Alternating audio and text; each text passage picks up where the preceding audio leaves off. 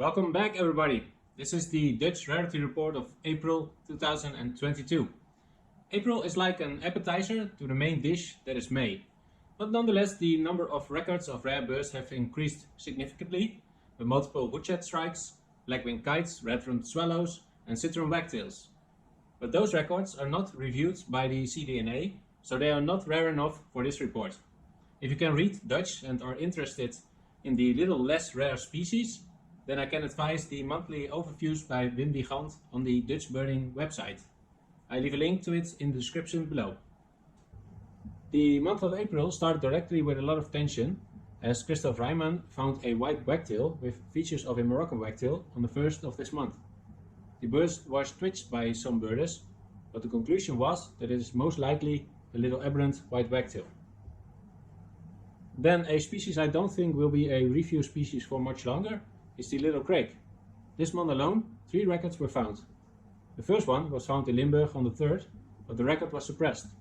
Then on the 5th, the next one was found at Heilo by Katie Dijkstra. On the 8th, another one was found at the Kwakjeswater by Giel Verres. The bird was separately found by another birder, but he decided to suppress the record. Of that record, Lennart Verheuvel made these beautiful photos. On the 10th of the month, Michael Danieli, and I hope I pronounce his name right, noticed during a migrant count a small thrush with a typical black and white underwing pattern flying overhead. These features point towards one of the smaller American thrushes, but the bird sadly couldn't be refound and no photos could be taken. This is already the second report in a couple of years of one of these birds flying past the migrant watch site. Let's hope one of these will eventually be photographed one day, or even better, be twitchable. A bird that was also found during a migrant watch is the alpine swift. The photo is pretty bad, but identifiable, and although the photo is not that good, it is a real performance to even photograph this distant flyby bird. Later this month, Erwin Walstra noticed a alpine swift flying over his house in Veenwalden. He sadly wasn't able to take photos as his camera was inside his house. With 2 records already this year, maybe the CDNA will reconsider its decision to keep this a review species. On the same day as the alpine swift, the pygmy cormorant, that stayed at Laaghaven for months, but it disappeared in March, was refound near Zwolle. A few days later, it was again refound at the Dwingelenveld, where I took this footage.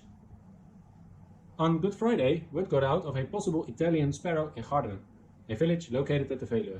The record was suppressed at first, because a lot of Christians live in the village, and it was the Easter weekend. The bird is paired with a female sparrow, and they now have young. It is interesting to see how this young will look. If accepted, this will be the first record for our country, and I have a link to a vlog about the twitch in the description below. 3 days later, Robert van der Meer found his second inland western subalpine warbler.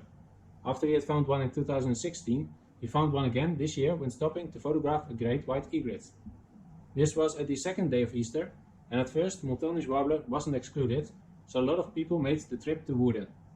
How long will it take before we get our nation's first Multonisch warbler?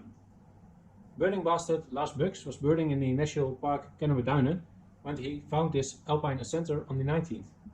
Sadly, he was the only one who got to see the bird, as it flew to a restricted area and couldn't be located again, leaving a lot of twitchers sad. Another find in the dunes of the Dutch North Sea coast was this kalenderlark, found by Schekkerman.